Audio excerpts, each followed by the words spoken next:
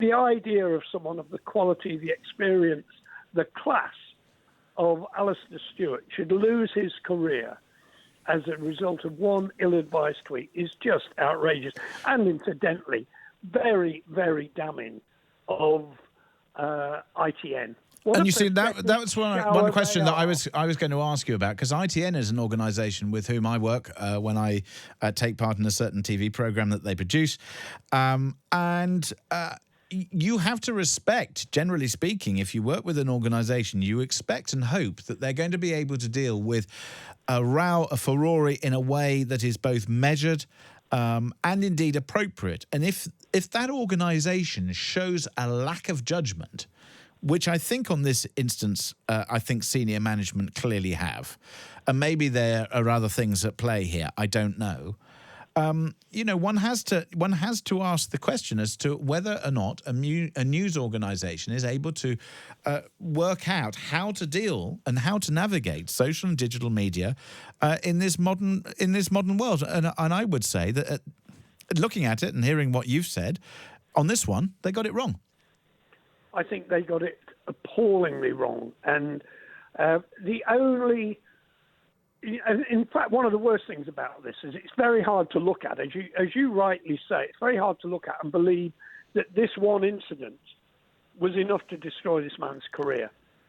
And so therefore it raises all sorts of potential slurs against him, doesn't it? Oh, there must be more fire to go with this smoke. And as we both have said, we have worked with this guy. You read out that list of illustrious broadcasting names who put their hand up to say what a great guy he is. As you say, Ranveer tweeted today about how helpful and what he has been to her career. This is a guy who never says boo to a goose. Alastair Stewart had used exactly the same Shakespearean quotation from Measure to Measure in a row he had with a white environmentalist 2 years ago. If he used the phrase there, does that not show that he just likes the Shakespearean phrase and that there was no colour prejudice intended? Yeah, I mean, once again, what I'm saying is, we're not calling Alastair a racist. Yes, he may have used that quote previously in terms of talking to a white person, but you have to put those comments in context of the situation and the people he's talking to. I've also read online that that we are living in a hyper-racialized time. Well, I think where we could probably agree, James, is that everybody seems to be very focused on fairly micro detail when it comes to race, and perhaps we're all guilty of losing the bigger picture. But I'm following your drift completely at the moment, James, and I have to say I'm kind of with you that I wish we could have a more rational debate rather than people just shouting from their positions. Excuse me. But also, that is the beauty of living in this generation, whereas previously comments would have been made, and people of colour may have complained, and no one would have taken notice. Now people are taking notice, and it's really sad that Alistair's lost his job. But what I hope personally is that it does educate more people, because it's also reflective of what's happening in society and why diverse talent are finding it hard to get jobs because of stuff like unconscious bias. Alastair is not only someone of 40 years' experience as a top professional, frankly, at the top of his game, presenting the news on ITV. He's often stood in here at Talk Radio for my show and others. He's a consummate professional. He's also one of the people in our business who is renowned as one of the nicest people, someone who actually really helps people who are up and coming, absolute polite and absolute gentleman at all times. He's been forced out of his job on ITV following what has been called errors of judgment in social media use. What was the error of judgment? The error of judgment was he was having a conversation about royal finances with a gentleman who he presumably didn't know, a guy called Martin Shapland. He was later labelled a racist and a disgrace. Why? Because he wrote a tweet to someone else about the exchange he was having with Martin Shapland, in which he quoted Shakespeare. He quoted some lines from Shakespeare from Measure for Measure, which included the words angry ape. It wasn't calling the man he was having a conversation with an angry ape, not even remotely. It was actually a quote about people being sort of pompous, thinking they know a lot more than they actually do. There's no reason to think that he even noticed or knew. We don't know what the avatar was of Martin Shapland at the time. He's actually used the same quote from Shakespeare in a tweet to someone else, who, by the way, wasn't black. There's no evidence whatsoever that he was attempting to call Martin Shapland any derogatory terms at all. And yet Martin Shapland claimed that, here we are, as an ITV newsreader referring to him as an ape. It's a total misreading of what Alastair Stewart wrote. And it's just the latest in a whole string of attacks that we've had on people giving perfectly normal, reasonable views, commonplace, or quoting something, it being taken completely out of context, and then the woke police come a-calling, knocking on the door, and they're out of a job. It happened to Sir Roger Scruton. People are trying to lose the actor Lawrence Fox any future acting work simply for expressing the views of what we know the majority of the British public when it comes to issues like Brexit and whether or not we're all racist or not. I don't know whether the man who claimed that he'd been called an ape by Alastair Stewart thought honestly in his heart that he had been racially slurred. And that's terrible for him if he really did think that. But there's no evidence that he was. And there's no evidence that Alastair Stewart actually meant to insult him or indeed did insult him. And yet the woke police, as they come a-calling. But the big issue really here is that there isn't enough of an outcry when this happens, and we don't all stand together and ensure that people are able in a free country to speak freely without fear or favour when they haven't caused offence. If someone is offended, you know what? Sometimes just sorry is enough. An explanation is enough, not people losing their jobs. And it really is time for some of the people who make these decisions, whether it's government ministers, in the case of Sir Roger Scruton, or Toby Young, has happened to him as well, or whether it is the bosses at ITV or anywhere else, or the BBC, it's happened before to Danny Baker, that perhaps they could just take a moment to think and wonder whether the vast majority of people have the same view as a few angry folk on Twitter who seem to want a scalp for every misplaced or misinterpreted word. Alastair Stewart, we stand by you. The vast majority of sane, sensible people who don't take offence at every single thing and don't think that everyone else is out to get them, we stand by you. Who on earth should be the judge and jury on social media?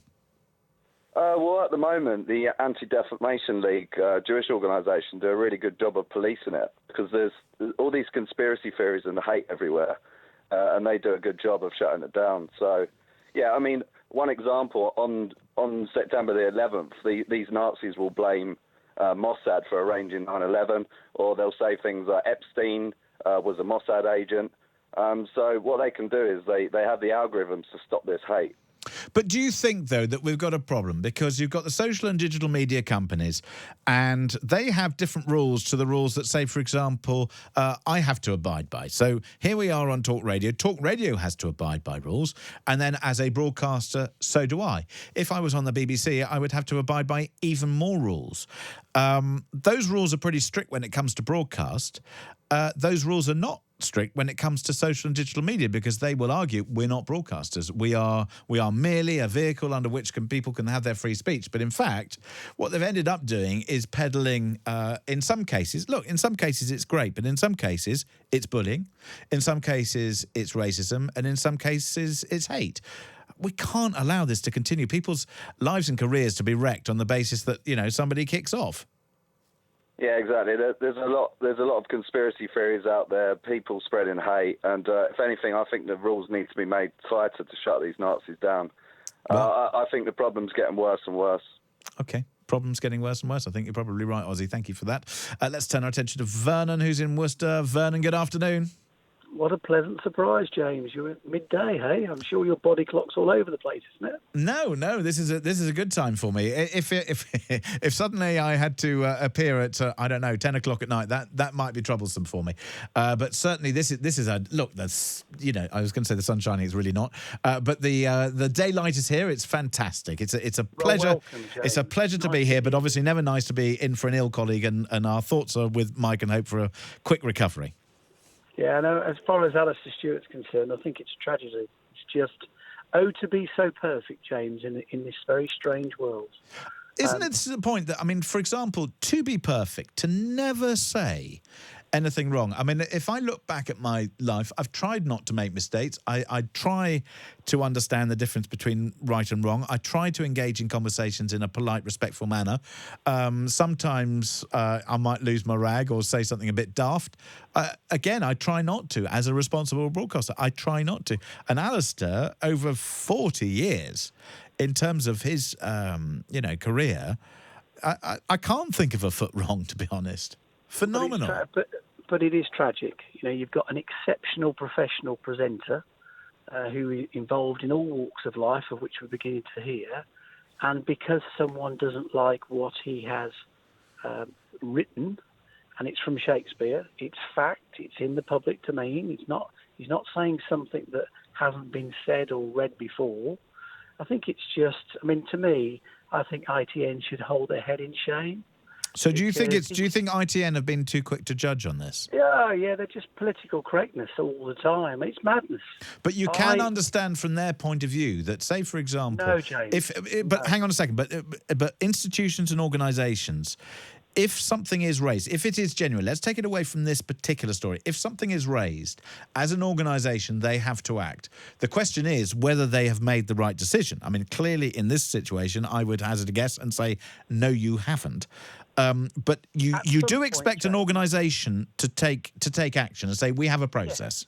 Yep, I have no issue with it being investigated or making an apology. Sorry, this is not how we wish things to be, but this is all down to interpretation, James. And Alastair has put something out online, which he's free to do in his private time. He's not working for ITN. He hasn't mentioned ITN in that at all. And it's ultimately, he's just passing on, if you like, copy and pasting a script.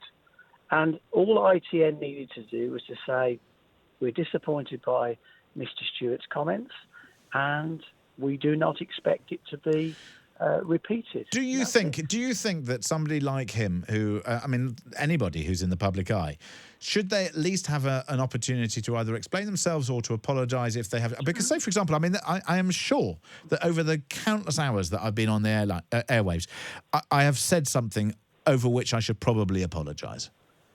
James, I had a cup of coffee this morning, and I'm the most mild-mannered person. I was at Costa in Swindon, and the guy next to me was hitting the keyboard like he was a pianist on his computer. And actually, I wanted to go and say something to him, and I perhaps had some not quite nice words to say to him. But you know what? I'm a decent guy. Am I going to get sacked for doing something that maybe, excuse me, have you had a bad day? Is something wrong with your keyboard? Any chance of a bit of peace and quiet for little old people like me? I just think it's mad from a personal point of view. But that Vernon, that's very passive-aggressive. But it is, isn't it? I mean, let's be fair. Any peace and quiet for a little old man like me? Come on, Vernon. But that's a nice way. He went, oh my God. Oh, am I? I said, look, just love your keyboard. You don't have to kill it. And of course, at 5 o'clock this morning, I was having a coffee and it ruined it. And I got up, got back in the car and went on my crazy way down the motorway. So it ruined a cup of coffee. Well, the world has gone nuts, James. The world has gone mad. Vernon, there we go. Thank you very much indeed for your call. That's Vernon in Worcester. Saying the world's gone mad when it comes to dealing with Alastair Stewart and his words, but also who should be judge and jury on Twitter. You tell me.